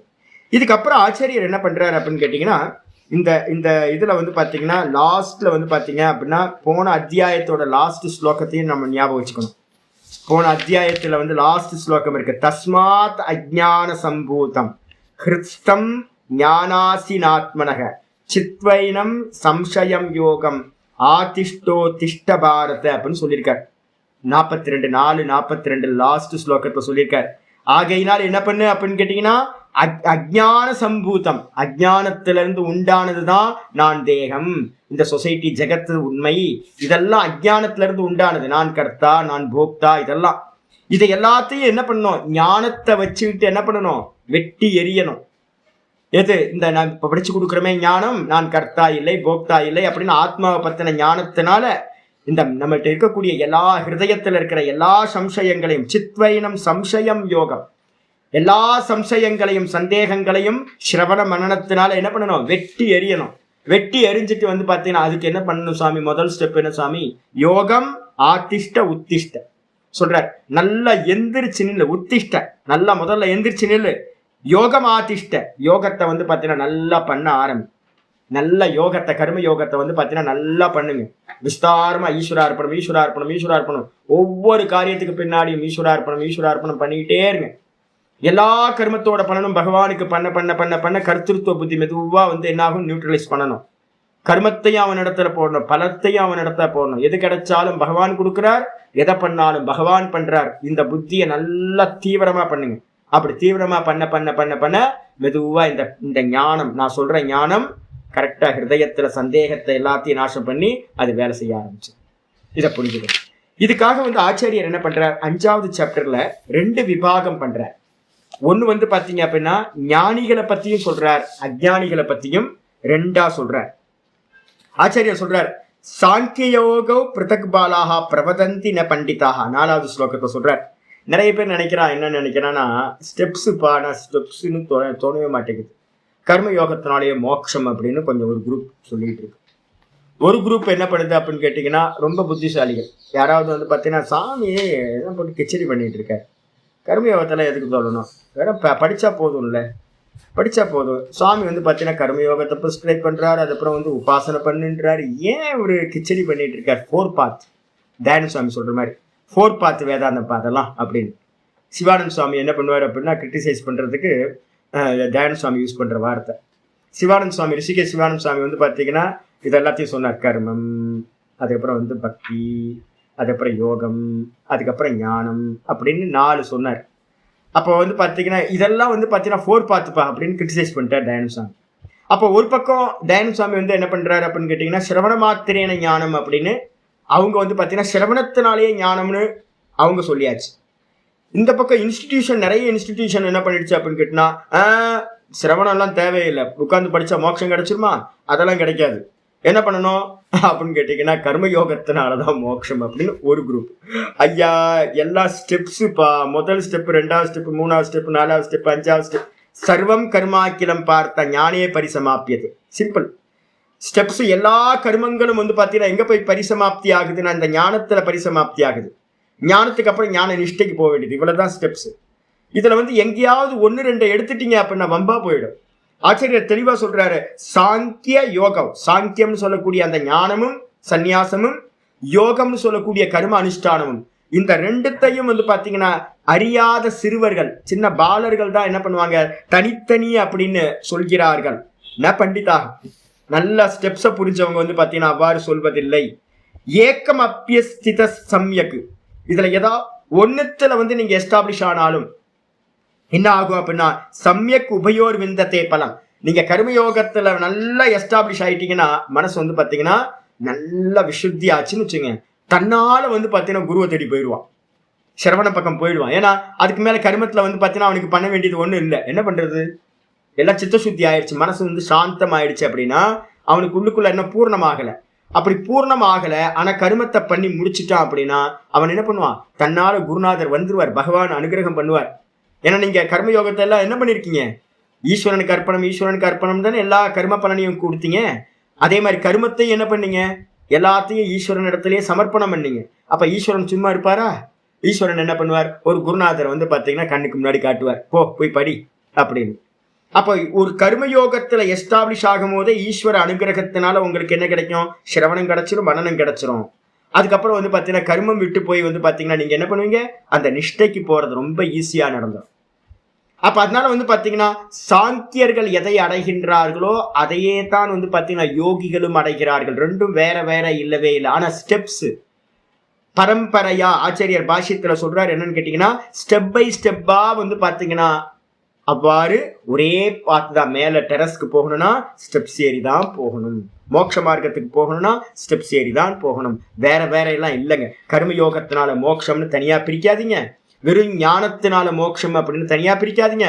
ஞானத்துக்கு அருகதையை உண்டு பண்றதுதான் கர்மயோகம் அப்படின்னு பாத்தீங்கன்னா 4வது ஸ்லோகத்துல சொல்லிட்டார் ஆச்சாரியர். சொல்ற 5லயும் எத் சாங்கியை பிராபியத்தே ஸ்தானம். சாங்கியர்கள் எந்த ஞான நிஷ்டை மூலமா எதை அடைகிறார்களோ அதையே தான் பாத்தீங்கன்னா தத் யோகைரபி கம்யத்தை, யோகிகளும் அதையே அடைகிறார்கள். அடிச்சா யோகத்தினால நம்ம அடைகிறது எதுவோ அதையே தான் சாங்கியர்கள் அடைகிறார்கள், யோகிகளும் அதை தான் அடைகிறார்கள். அப்ப எல்லாருமே டெரஸுக்கு தான் போகுது. எல்லா ஸ்டெப்ஸும் எங்க போகுது, டெரஸ்ல போய் முடிவு அடையுது, டெரஸ்க்கு தான் போகுது. அதே மாதிரிதான் 1வது ஸ்டெப்பும் பாத்தீங்கன்னா டெரஸ்க்கு தான் போகுது, மோட்சத்துக்கு தான் போகுது. 6வது ஸ்டெப்பும் பாத்தீங்கன்னா மோட்சத்துக்கு தான் போகுது. ஸ்டெப்ஸ் தான் டிஃபரன்ஸ் அப்படின்னு பாத்தீங்கன்னா ஏக்கம் சாங்கியம் ச யோகம் ச. எவன் பாத்தீங்கன்னா சாங்கியம்னு சொல்லக்கூடிய ஞான யோகமும் சர்வகர்ம சந்நியாசமும், அதே மாதிரி யோகமும், இந்த ரெண்டுத்தையும் பாத்தீங்கன்னா எவன் ஒன்று என்று பார்க்கிறானோ, ஏக்கம் பஷ்யதி, எவன் ஒண்ணுன்னு பார்க்கிறானோ ச பஷ்யதி, அவன் தான் உண்மையை பார்க்கின்றவன். நல்லா தெளிவா தெரிஞ்சுங்க. ஏன்னா நீங்க பாத்தீங்கன்னா நிஷ்டை அடையணும்னா சர்வ சங்கல்ப பரித்தியாகம் பண்ணணும், நான் கர்த்தா இல்லை போக்தா இல்லைன்னு அறியணும். அதான் சாங்கிய யோகத்தோட பிரதானம் ஞான யோகம். அந்த எடுத்தோன்னு பாத்தீங்கன்னா உங்களுக்கு நான் கர்த்தா இல்லை போக்தா இல்லைன்னா அறிய முடியாதுங்க, அதுல நிக்க முடியாது. சொன்னாலும் கூட பாத்தீங்கன்னா அதுல நிக்க முடியாது. நிறைய பேர் கர்மயோகம் பண்ணாம டைரக்டா பாத்தீங்க அப்படின்னா இதுக்கு வந்துடுறாங்க. நான் பார்த்துருக்கேன். என்னன்னா இப்ப நம்ம வேதனிஷ்டானந்த சுவாமிலாம் இருக்காரு கிளாஸுக்கு வந்தாரான்னு தெரியல. வேதனிஷ்டானந்தன் ஒரு சுவாமி இருக்காரு பாத்தீங்களா. அவரெல்லாம் பாத்தீங்கன்னா இந்த வெள்ளிமலை ஆசிரமத்தை பல வருஷம் பாத்தீங்கன்னா சேவையில இருந்தவர். அந்த பக்குவம் பாத்தீங்கன்னா யாரெல்லாம் சேவா பண்ணியிருக்காங்களோ அவங்கள்ட்ட எல்லாம் அந்த பக்குவத்தை நீங்க பார்க்கலாம். ஆசைப்பட மாட்டாங்க, இது வேணும் இது வேணும்னு அல்பமா ஆசை இருக்காது. இதே நீங்க கர்மயோகம் பண்ணாம சன்னியாசம் எடுத்தவங்க எல்லாம் பாத்தீங்க அப்படின்னா ஐயோ ஊர்பட்ட காம்ப்ளிகேஷன் இருக்கும். அந்த காம்ப்ளிகேஷன் மைண்டுக்குள்ளார இருக்க பொல்யூஷன் எல்லாம் கர்மயோகத்தினால மட்டும்தான் அது கிளியர் ஆகும். கர்மயோகம் பண்ணிட்டு சந்நியாசம் எடுத்து ஞானத்தை சிரவணம் பண்ணவங்களுக்கு டிஃபரன்ஸ் இருக்கு. கர்மயோகம் பண்ணாம சிரவணம் பண்ணவங்கள்ட்ட அந்த ஞானம் உண்டாகவே உண்டாது, சித்தசுத்தி கிடைக்கவே கிடைக்காது. அப்ப என்ன அர்த்தம் அப்படின்னு கேட்டீங்கன்னா, சாங்கியம்னு சொல்லக்கூடிய ஞான யோகத்தினால அகர்த்தா போக்தான்னு நம்ம ஒரு ஞானத்தை அடையணும் அப்படின்னா அதுக்கு முன்னாடி கர்மயோகத்தினால பல தியாகம் பண்ணியிருக்கணும். அதே மாதிரி கர்மத்தையும் ஈஸ்வரார்ப்பணம் பண்ணியிருந்தாதான் முடியும். இப்ப என்கிட்ட யாராவது இருக்காங்கன்னா நாதபிரம்ம சொல்லுவார், சாமி கர்மயோகம் அதெல்லாம் தெரியாது எனக்கு, நீங்க செய்ய சொல்றீங்க நான் செய்யறேன், எனக்கு நீங்க செய்ய சொல்றீங்க இதான். அப்போ ஒரு குருநாதர்கிட்ட இருந்து பாத்தீங்கன்னா ஒரு கர்மயோகம் பண்ணும்போது என்ன இருக்கும், நான் பண்றேன்றது பாத்தீங்கன்னா என்ன ஆயிடும், எனக்கு பர்பஸ் எல்லாம் இல்லை சாமி, எனக்கு பர்பஸ் எல்லாம் இல்லை, குருநாதர் சொல்றார் பண்றேன். அப்ப என்ன ஆச்சு, கர்த்திருவத்தை தூக்கி என்ன பண்ணிட்டீங்க, குருநாதர் பண்ண சொல்லிட்டாருன்னு போட்டீங்க. தனக்கு ஏதாவது லாபம் இருக்கானா, வருஷக்கணக்கா பண்ணியிருப்பாங்க, வருஷக்கணக்கா பாத்தீங்கன்னா பண்ணிட்டு, ஆனா எந்த பிரயோஜனமும் அவங்களுக்கு பர்சனலா இருக்குமான, எந்த பிரயோஜனமும் இருக்காது, எல்லாம் குருநாதருக்கு மேலேயே போயிடும். அப்ப அப்படி பண்ணும்போது என்னன்னா அதுதான் சித்த சுத்தியை கொடுக்கும். கர்மத்தையும் குருநாதர் மேல போட்டுறது, கர்ம பலனும் எனக்கு ஒன்றும் தேவையில்லை அப்படின்னு ஒதுங்கிட்டீங்க அப்படின்னா அழகா நீங்க பாத்தீங்கன்னா சித்த சுத்தியை அடைஞ்சு ஞான நிஷ்டைக்கு போகும்போது நான் கர்த்தா இல்லை போக்தா இல்லை அப்படின்னு அந்த சொல்லப்படுற ஞானம் டைஜஸ்ட் ஆகும் அப்படின்னு புரிஞ்சுக்கணும். இது ரொம்ப முக்கியமானதா ஆச்சாரியார் சொல்றார். சந்நியாசம் என்ன அப்படின்னு கேட்டீங்கன்னா, ஆச்சாரியார் சொல்றாரு சந்நியாசஸ்து மகாபாகு, 6வது ஸ்லோகத்தை சொல்றாரு, சந்நியாசஸ்து மகாபாகு துக்கமாப்தும் அயோகத்தக. இப்ப நான் சொன்னது அப்படியே கிருஷ்ணர் சொல்ற, கிருஷ்ணர் சொன்னதுதான் நான் சொல்லிட்டு இருக்கேன். என்னன்னு கேட்டா அயோகத்தக அப்படின்னா யோகம் இல்லாதவனுக்கு சந்நியாசம் என்ன பண்ணும், துக்கத்தை கொடுக்கும், துக்கத்தை கொடுக்குங்க. சந்நியாசத்தை அடையவே முடியாது. ஏகப்பட்ட பேர், நான் எங்கேயாவது தியாகத்தை சொல்றேன்னு வச்சுங்களேன், நான் நம்ம கிளாஸ்க்கு வந்துட்டு இருந்த ஒரு சன்னியாசிட்ட சொன்னேன், சாமி இது மாதிரி சன்னியாசத்துல இப்படி இருக்கக்கூடாது சாமி அப்படின்னு. அவர் கோச்சிட்டு போயிட்டார். அவங்க குருநாதர் சன்னியாசம் கொடுத்த குருநாதரையும் பாத்தீங்கன்னா கோச்சுக்கிட்டார். ஏன் அப்படின்னு கேட்டீங்கன்னா, சாமி நிவர்த்தியை சொல்றாரு, விட சொல்றாரு, எல்லாத்தையும் விட சொல்றாரு. ஆமா, குருநாதர்கள் அப்படித்தானே சொல்லுவாங்க. அவங்க குருநாதர் தீட்சை கொடுத்துட்டு சொல்லிட்டார், என்னப்பா நீ என்ன இப்படி இருக்க, எல்லாத்தையும் ஒழுங்கா விட்டுட்டு ஆசிரமத்துக்கு வா அப்படின்னா விட முடியல. அப்போ பாத்தீங்கன்னா குரு சரியில்லைன்ட்டு. அதுக்கப்புறம் பாடம் படிச்ச என்ன பாத்தீங்கன்னா என்ன பண்ணிட்டாரு, 6 உபனிஷத்து என்கிட்ட படிச்சார். படிச்சுட்டு பாத்தீங்கன்னா நான் சொன்னேன் நிவர்த்தியில வாங்க சுவாமி அப்படின்னா, நான் தப்பு அப்படின்னு என்னையும் பகைச்சிட்டு போயிட்டார். அப்ப பாத்தீங்கன்னா தடுமாறி நிக்கணும் ஆனா சன்னியாசம் எடுத்துட்டு கிரகஸ்தாசிரமத்துல இருக்கிற மாதிரியே இருப்பாங்க நிறைய பேர். அப்ப என்ன அர்த்தம்னு கேட்டீங்கன்னா, கிளியர் ஆச்சாரியர் சொல்றாரு, முதல்ல கர்மயோகம் பண்ணிருக்கணும், கர்மயோகம் பண்ணி தியாகம் தியாகம் தியாகம் எல்லாத்தையும் ஈஸ்வரார்ப்பணம், எல்லாத்தையும் தன்னோட எல்லாத்தையும் தியாகம் என்ற சாமர்த்தியம் இருந்தாதான் கர்த்திருவ தியாகம் நடக்கும். இல்லைன்னா வேஷதாரி ஆயிடுவோம். அதனால்தான் அயோகத்தகன்னு அர்த்தம், யோகம் இல்லாதவனுக்கு, கர்மயோகம் இல்லாதவனுக்கு சந்நியாசம் என்ன எப்படிப்பட்டது, துக்கமாப்தும், துக்கத்தை கொடுப்பதாகவே ஆகிவிடும். ரொம்ப கஷ்டப்பட்டு சன்னியாசம் அடையிறதா இருக்கும், அது ரொம்ப ஈஸி இல்லை. அப்ப என்ன பண்ண, கர்மயோகம் பண்ணிட்டு சன்னியாசம் எடுக்க, அதான் பெஸ்ட்.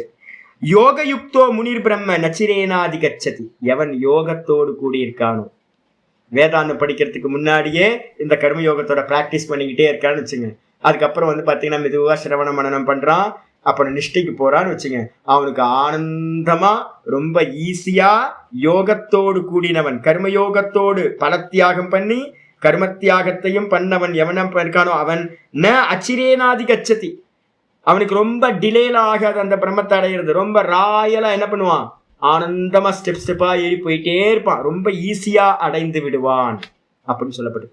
அப்ப அதனால பாத்தீங்கன்னா யோகயுக்தோ விசுத்தாத்மா, 7வது ஸ்லோகம் ரொம்ப அருமையானது. இதுல ஒவ்வொரு ஸ்லோகமும் எனக்கு பிடிச்ச அத்தியாயம்னா இந்த 5வது அத்தியாயம் தான் ரொம்ப இம்பார்ட்டன்ட். இந்த யோகயுக்தோ விசுத்தாத்மா, யோகத்தோடு கூடியவனுக்கு என்ன கிடைக்கும் சுவாமினா விசுத்தாத்மா. நான் சொல்ற சாமி என்ன பண்ணுவாரு அப்படின்னு கேட்டீங்கன்னா, ரமணாசிரமத்துக்கு வருவார். ரமணாசிரமத்துல பாத்தீங்கன்னா சாப்பிட வந்தாருன்னா ஒரு டிஃபன் பாக்ஸை எடுத்துட்டு வருவார், ஒரு சின்ன டப்பா வச்சிருப்பாரு, உள்ளுக்குள்ள வடை இன்னைக்கு வருது அப்படின்னா இந்த 2 வடை இதை போடுப்பா அப்படின்னு. அவன் பாத்தீங்கன்னா என்ன பண்ணுவான் தெரியுங்களா, அந்த சமையல்காரர் இருக்காங்க சர்வ் பண்றவன் ஒரு மாதிரி அசிங்கமா பார்த்துட்டு எதையா திட்டிட்டு போயிடுவோம். இவர் பாத்தீங்கன்னா நல்ல கோட்டீஸ்வர சுவாமி. அந்த அல்பத்தனம் பாத்தீங்கன்னா எப்படி இருக்கும் அப்படின்னு கேட்டீங்கன்னா, சாப்பிட பிக்ஷைக்கு வந்திருக்குங்க, பிக்ஷையை சாப்பிட்டு போயிட்டே இருக்க வேண்டியதுதானே. அடுத்த வேலைக்கு வடை நல்லா இருக்கு அப்படின்னு ஒரு டப்பா எடுத்து வடை போடுப்பா, இது வருஷக்கணக்கா நடந்துகிட்டு இருந்தது, வடை போடுப்பா பாயசம் கொடுப்பா அப்படின்னு.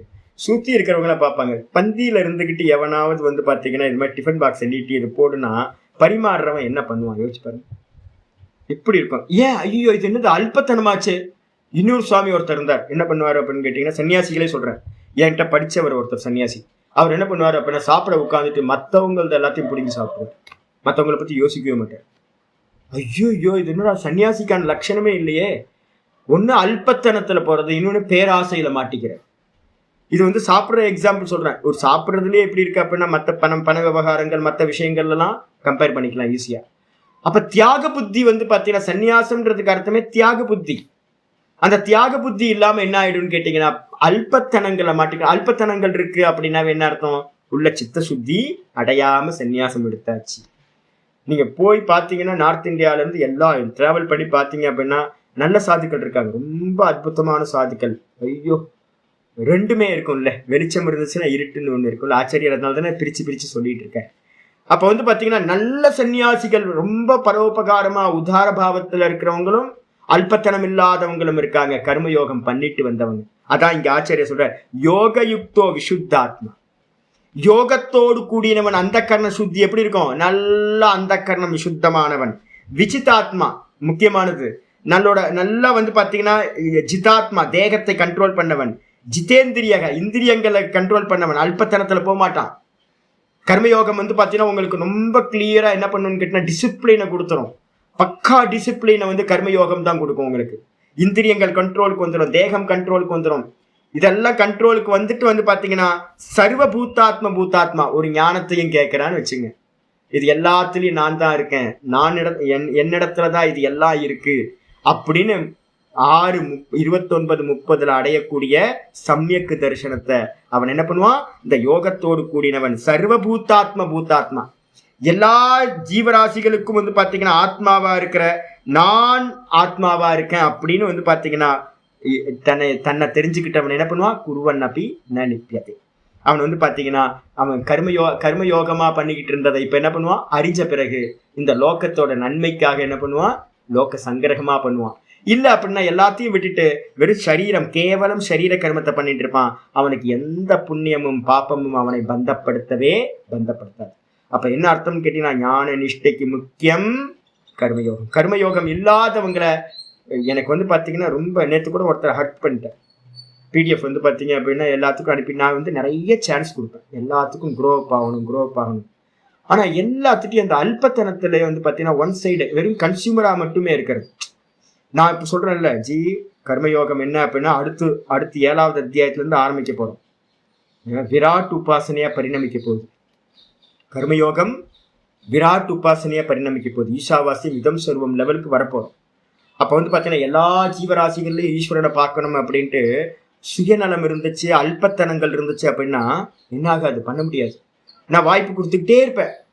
ஒருத்தருக்கு வந்து பாத்தீங்கன்னா குரோப் ஆகுங்க, அல்பத்தனத்துல இருக்காதீங்க, பரோபகாரம் பண்ணுங்க, நிறைய தான் இருக்கிறதெல்லாம் வந்து மெதுவா கல்டிவேட் பண்ணுங்க, ஜீவராசிகளுக்கெல்லாம் பண்ணுங்க அப்படின்னு. நான் என்னோடதுன்னு இருந்தீங்க அப்படின்னா அப்ப நீங்க வேதாந்தம் கேட்கலன்னு அர்த்தம். நான் நேற்று ஒருத்தர் நல்ல கடுமையா வந்து பாத்தீங்கன்னா ஹர்ட் பண்ற மாதிரி தான் பேசுனேன். ஏன்னா வருஷக்கணக்கா பார்த்துட்டு இருக்கேன், குரோப்பே இல்லை. வருஷக்கணக்கா பல வருஷங்களா பார்த்துட்டு இருக்கேன், 10 வருஷத்துக்கு மேல பார்த்துட்டு இருக்கேன். ஒரு குரோப்பும் இல்லை. நானும் எவ்வளவு நாள் தான் விட்டு கொடுத்துக்கிட்டே போயிட்டு இருக்கிறது. அப்ப குரோப்பே இல்லைன்னா பாரிட்ட போய் சொல்லலாமே. அப்ப வந்து பாத்தீங்கன்னா நம்ம படிக்க இந்த வேதாந்தம் படிக்க நமக்கு தெரிஞ்சிடணும் கோலை அடையணும் அப்படின்னா கர்மயோகம் தான். கர்மயோகம் இல்லாம நம்மளால வந்து ஞான நிஷ்டைய கண்டிப்பா அடைய முடியாது. இத்தனை ஸ்லோகங்கள் ஆச்சாரியார் சொல்ற, இந்த இதை அட்டைன் பண்ணியிருந்தாதான் நமக்கு என்ன நடக்கும்னா ஆச்சாரியார் சொல்றார் 9வது ஸ்லோகத்துல சொல்ற. நம்ம நாளைக்கு இதை திரும்பவும் பார்ப்போம். ஓம் பூர்ணமதః பூர்ணமிதம் பூர்ணாத் பூர்ணமுதச்யதே பூர்ணஸ்ய பூர்ணமாதாய பூர்ணமேவாவசிஷ்யதே. ஓம் சாந்தி சாந்தி சாந்தி. ஹரி ஓம் ஸ்ரீ குருभ्यो நமः. ஹரி ஓம். ஓம் கீதா சாஸ்திரமிதம் புண்ணியம் யः படேத் பிரயதः புமான் விஷ்ணோ பதமவாப்னோதி பயசோகாதிவர்ஜிதः. கீதாத்யஜனசீலஸ்ய பிராணாயாம பரஸ்ய ச நைவ சந்தீஹி பாபானி பூர்வஜன்ம கிருதானி ச. மலநிர்மோச்சனம் பும்சாம் ஜலஸ்நானம் தினே தினே சக்ருத் கீதாம்பசி ஸ்நானம் சம்சாரமலநாசனம். கீதாசு கீதா கர்த்தவ்யா கிமன்யை சாஸ்திர விஸ்தரைஹ. யா ஸ்வயம் பத்மநாபஸ்ய முகபத்மாத் விநிஸ்ருதா பாரதாமிருத சர்வஸ்வம் விஷ்ணோ வக்த்ராத் விநிஸ்ருதம். கீதா கங்கோதகம் பீத்வா புனர்ஜன்ம ந வித்யதே. சர்வோபனிஷதோ காவः தோக்தா கோபாலநந்தனः. பார்த்தோ வத்ச சுதீர்போக்தா துக்தம் கீதாமிருதம் மகத். ஏகம் சாஸ்திரம் தேவகி புத்திர கீதம் ஏகோ தேவோ தேவகி புத்திர ஏவ ஏகோ மந்திரஸ்தஸ்ய நாமானி யானி கர்மாப்யேகம் தஸ்ய தேவஸ்ய சேவா இது ஸ்ரீமத் பகவத்கீதா மாஹாத்மியம் சம்பூர்ணம். ஓம் ஸ்ரீ கிருஷ்ணாய பரமாத்மனே நமः. ஸ்ரீ கிருஷ்ண கிருஷ்ண கிருஷ்ண காயேன வாச்சா மனசேந்திரியைர்வா புத்யாத்மனா வா பிரகிருதேர் ஸ்வபாவாத் கரோமி யத்யத் சகலம் பரஸ்மை நாராயணாயேதி சமர்ப்பயாமி. ஓம் தத்சத் இது பரபிரம்மார்ப்பணமஸ்து. எல்லா கர்மத்தையும் பார்த்தீங்கன்னா இப்போ ப்ராக்டிஸ் பண்ணுங்க. 7வது சாப்டர் ஆரம்பிக்கும் போது பார்த்துக்கலாம். இப்போ அந்த 6 சாப்டர் முடிச்சிட்டிங்க அப்படின்னா உங்களுக்கு நல்லா தெரிஞ்சுக்கணும். 2 தான். என்னது? ஒன்று கர்மயோகம், இன்னொன்று ஞான நிஷ்டை. இந்த 2 தான் நம்ம பண்ண வேண்டியது. இந்த கர்மயோகத்தை பண்ணி சமத்துவத்தை அடையலை அப்படின்னா நீங்கள் ஞான நிஷ்டையை என்ன பண்ண முடியாது, நினச்சி கூட பார்க்க முடியாது. புத்தி தலை பெருசாகிடும். சப்தங்கள்லாம் கேட்டு கேட்டு கேட்டு தலை ரொம்ப பெருசாக கம்முன்னு ஆகிடும். இந்த ஹார்ட் பார்த்தீங்கன்னா அப்படியே சுருங்கி போயிடும். நிறைய பேருக்கு பார்த்தீங்கன்னா அப்படி தான் இருக்குது. பெரிய ஞானியாக்குன்னு அகங்காரம் வளர்ந்துடும். இப்போ டெக்னிக்கலாக நிறைய டெர்மினாலஜி தெரிஞ்சு வச்சுருப்பீங்க. ஆர்டிக்கல்லாம் எழுத முடியும், புக்கு எழுத முடியும், கான்ஃபரன்ஸில் கலந்துக்க முடியும், நிறைய பேச முடியும். நிஷ்டையை அடையவே முடியாது. அப்போ நல்ல பலன் எடுக்கணும், ஆத்ம ஞான நிஷ்டையை அடையணும், மோட்சத்தை அடையணும் அப்படின்னா 2 தான் சொல்லப்பட்டிருக்கு 6 அத்தியாயத்தை. கர்மயோகத்தை பண்ணுங்க, அதுக்கப்புறம் ஞான நிஷ்டையை அடையணும். இவ்வளோதான். லோகேஸ்மின் துவிதா நிஷ்டா புரா புரோக்தா மயானக ஞான யோகேன சாங்கியானாம் கர்மயோகேன யோகினா. இவ்வளோதான். 2 நிஷ்டா. இதில் கர்மத்தை பண்ணிக்கிட்டே இருந்தீங்கன்னா பந்தப்பட்டுருவீங்க. கர்மயோகத்தை பண்ணினீங்கன்னா ஞான நிஷ்டைக்கு அருகதை. ஞானத்துக்கு இல்லை, ஞான நிஷ்டைக்கு அருகதை. கர்மயோகம் இல்லாமலே ஞானத்தை அடையலாம். ஏன்னா இன்டெலெக்சுவலாக அடைஞ்சிடலாம். ஆனால் ஞான நிஷ்டையை அடையவே முடியாது. அப்போ அதனால தான் திரும்ப திரும்ப சொல்கிறோம், கர்மயோகம் ஞான நிஷ்டையை அடையிறதுக்கான சாதனை. கர்மயோகம் இல்லாமலேயே இந்த ஊரில் ஏகப்பட்ட பேர் பார்த்தீங்கன்னா சப்தத்தை அறிஞ்சவங்க ஏகப்பட்ட பேர் இருக்காங்க. அப்போ சப்தத்தை அறிஞ்சிக்கிறதுக்கு பார்த்தீங்கன்னா பலன் எடுக்க முடியாது சாமி. சப்தத்தை தெரிஞ்சுட்டு போயிட்டு என்ன பிரயோஜனம்? நிறைய பேர் அப்படிதான் இருக்காங்க. அதனால முதல்ல என்ன பண்ணுங்க, எவ்வளோ மேக்சிமம் ப்ராக்டிஸ் பண்ணுறீங்களோ ஈஸ்வரார்ப்பணம் ஈஸ்வரார்ப்பணம் ஈஸ்வரார்ப்பணம் ஈஸ்வரார்ப்பணம் இந்த 6 அத்தியாயம் வரைக்கும். 12வது அத்தியாயம் முடியும் போது உங்களுக்கு பார்த்தீங்கன்னா தெரிஞ்சு போயிடும் அந்த ஈஸ்வரார்ப்பணம்னு நம்ம வெளியில எப்படிலாம் கர்மம் பண்றது அப்படின்னு. விராட் உபாசனையா பரிணமிக்கணும். ஈஷாவாசியம் இதம் சுரூபம், இது எல்லாம் ஈஸ்வர சுரூபம். அப்ப நான் ஈஸ்வரார்ப்பணமா பார்த்தீங்கன்னா வெளியில எல்லா ஜீவராசிகளுக்கும் எல்லாம் பண்ணிக்கிட்டு இருக்கிறது. சர்வபூத ஹிதேரதாகான்னு வர இல்லையா 5வது சாப்டர்லயே இருக்கு. எல்லா ஜீவராசிகளுக்கும் ஹிதத்தை நினைக்கிறது. நம்மளால எவ்வளவு முடியுமோ இந்த ஜீவராசிகளுக்கு எல்லாத்துக்கும் பார்த்தீங்கன்னா ஈஸ்வரார்ப்பணம் சொல்லி பண்ணிக்கிட்டே இருக்கிறது. ஈஸ்வரன் தான் எல்லாமா இருக்காருன்னு பண்றது. அப்படி பண்ண பண்ண பண்ண பண்ண எந்த தடையும் இருக்காது. விராட்டுல ப்ராப்ளம் வராது, ஹிரண்ய கர்ப்பர் ப்ராப்ளம் பண்ண மாட்டார், மனசளவில் எந்த ப்ராப்ளம் இருக்காது. இந்த எல்லாத்தையும் கிராஸ் பண்ணி நம்ம என்ன பண்ணலாம், ஈஸியா தான்ல போய் நிற்க முடியும். இதை விட்டுட்டீங்க அப்போ நான் கர்மயோகத்தை பண்ணலன்னா என்ன ஆகும் தெரியுங்களா? இந்த விராட் உபாசனைன்றது தான் கர்மயோகம். இதை பண்ணலைன்னு வச்சுங்களா என்ன ஆகும் தெரியுங்களா? இந்த ஸ்தூலம் உங்களை விடவே விடாதுங்க. இந்த ஸ்தூல பிரகிருதி பார்த்தீங்கன்னா ஸ்தூல தேகமா இருக்கட்டும் இல்லை ஸ்தூல லோக்கமா இருக்கட்டும், இது உங்களை கேட் பாஸ் கொடுக்கவே கொடுக்காது. என்ட்ரியே அடுத்ததுக்கு போறதுக்கு ஹெல்ப் பண்ணவே பண்ணாது. ஹிரண்ய கர்ப்பர் என்ன பண்ணுவார், உள்ளுக்குள்ளார கேட்டை போட்டு வச்சிருப்பார், உள்ள வராதப்போ அப்படின்னு. அதுக்குள்ளார மானசத்துக்குள்ளார நுழையணும், மேலே ஏறணும் அப்படின்னா இந்த விராட்டை கியூர் பண்ணி ஆகும், ஈஸ்வரார்ப்பணம் பண்ணியே ஆகும் அப்படின்னு புரியுது. எவ்வளோ முடியுமோ அவ்வளோ பார்த்தீங்கன்னா கான்சியஸா, இதான் வேலை, ஒரு சாதகனுக்கு இதான் வேலை. கான்சியஸா பார்த்தீங்கன்னா பண்ணிக்கிட்டே வாங்க எல்லாத்தையும். இப்போ ஆரம்பிச்சு பார்த்தீங்கன்னா ஈஸ்வரார்ப்பணம் ஈஸ்வரார்ப்பணம் ஈஸ்வரார்ப்பணம். ஒன்று வேணாம், பகவான் என்ன கொடுக்குறாரு போதும். நான் பண்ணல, ஈஸ்வரன் பண்ண வைக்கிறார், உள்ள இருந்து அவர் பண்ண வைக்கிறார். அந்தர்யாமியா இருந்து நான் பண்றேன், அந்தர்யாமியா இருந்துக்கிட்டு அவர் பண்ண வைக்கிறார். அவர் சொல்றார் நான் பண்றேன், அவர் சொல்றார் நான் பண்றேன், நான் பண்ணல. இந்த 2த்தையும் ஃபாலோ பண்ணிக்கிட்டே வாங்க. ஹரி ஓம். நமஸ்காரம்.